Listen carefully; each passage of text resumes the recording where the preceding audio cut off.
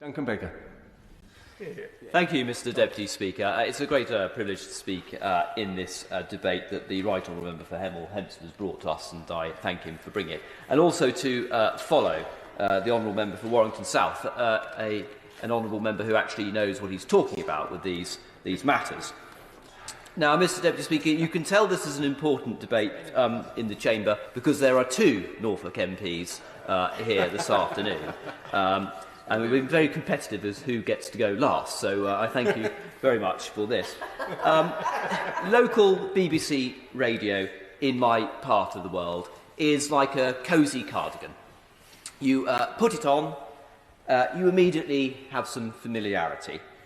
You feel like you know the presenters personally, and there's that special connection. And that is why my constituents in North Norfolk are so upset about these proposals.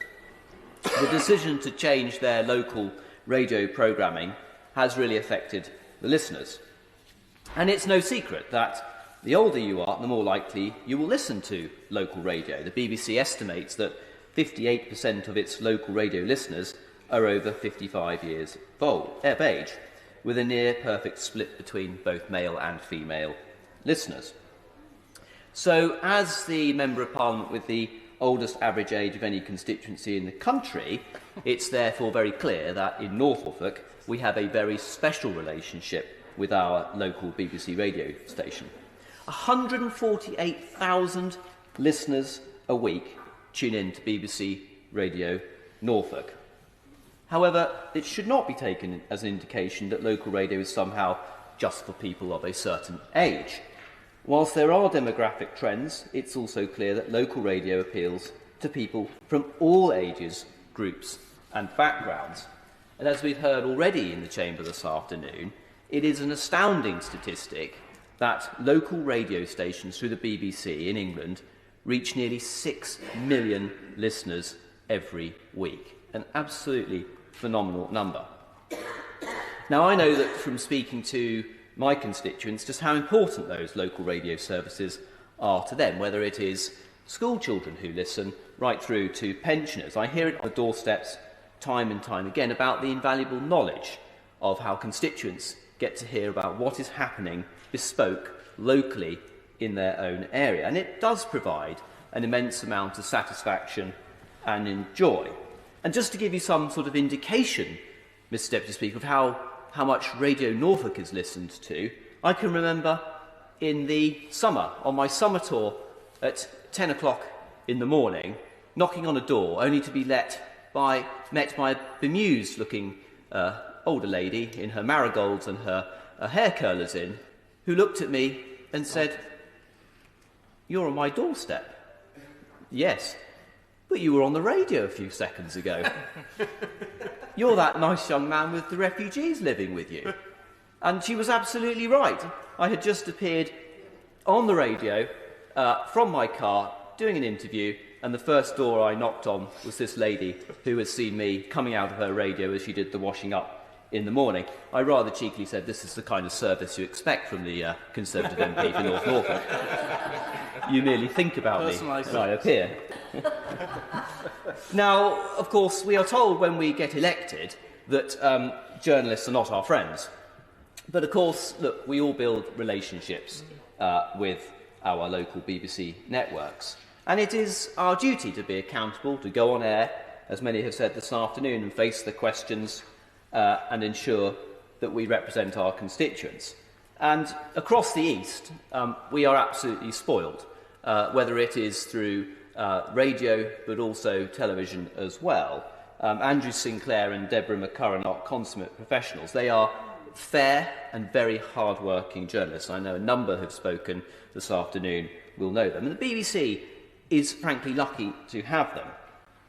And equally, on the breakfast show on Radio Norfolk, Chris Gorham and his team, they're utterly superb. And I like to think, Mr Deputy Speaker, that as all MPs for that region, we form a relationship with those local teams.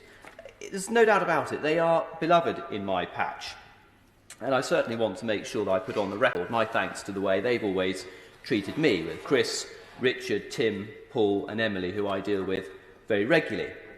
If I am doing charity work, such as my marathon running and raising money for local charities, or running aid to Ukraine like last month, they always let me go on the show, talk about the work that we're doing within the constituency, and I always get a platform to be able to talk about the things that I'm doing. And that's, I think, how the relationship should work with your local BBC.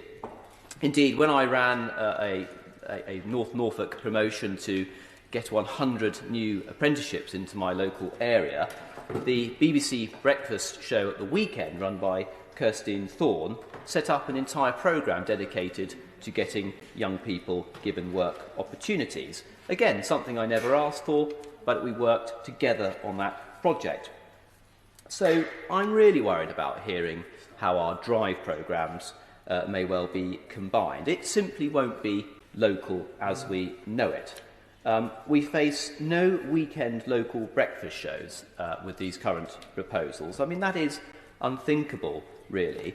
In my constituency, Treasure Quest is an absolutely beloved Sunday morning show. It's been on the air for 14 years. And if that goes, then, Mr. Deputy Speaker, there is no doubt about it, the BBC locally, across my region, will have a far weaker product. We know that BBC local music has helped launch careers for such esteemed artists. I've even heard of this one, Ed Sheeran. And I haven't got past Dire Straits. So, I mean, we know that they can be a humongous help to local artists who make it big. So I really do feel quite strongly about the programmes that are currently on air, which may not be for much longer.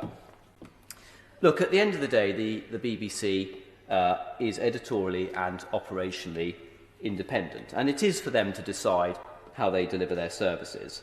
But I implore them, and they will be watching this afternoon, to listen to all members who have contributed across the House, where we have seen some real joined-up thinking and agreement here this afternoon. Digitising and taking away locality of services is not always for the best of all our constituents. There is immense affection and support for local radio. We have in Norfolk an extremely rich tapestry of media. We're lucky, we have excellent newspapers as well.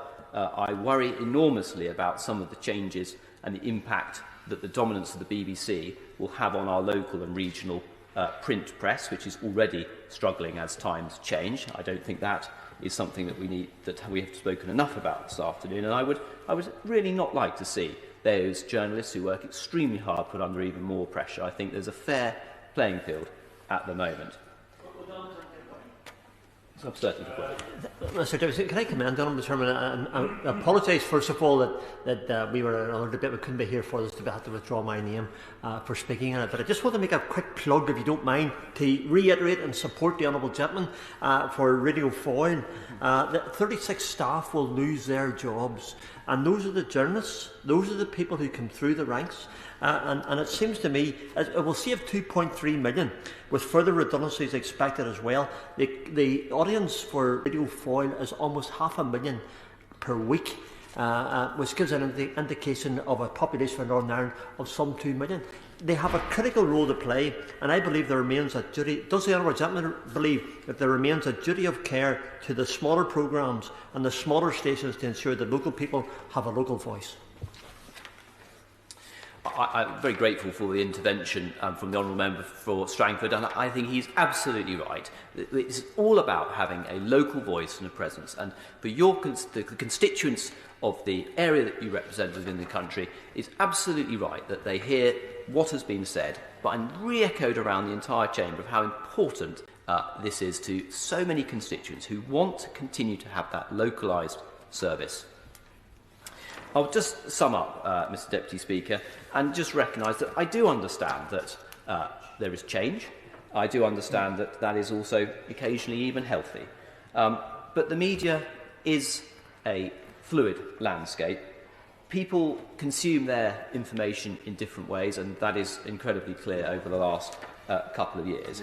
However, there is, and I think always will be, a very, very strong case for local radio. It commands an enormous following, as we have said many times, and it is in many, many cases absolutely integral to our local communities. We should not take this for granted. I hope the BBC hierarchy do not take that for granted, and we should conserve and improve upon what we have, not rationalise it. Yeah. James White.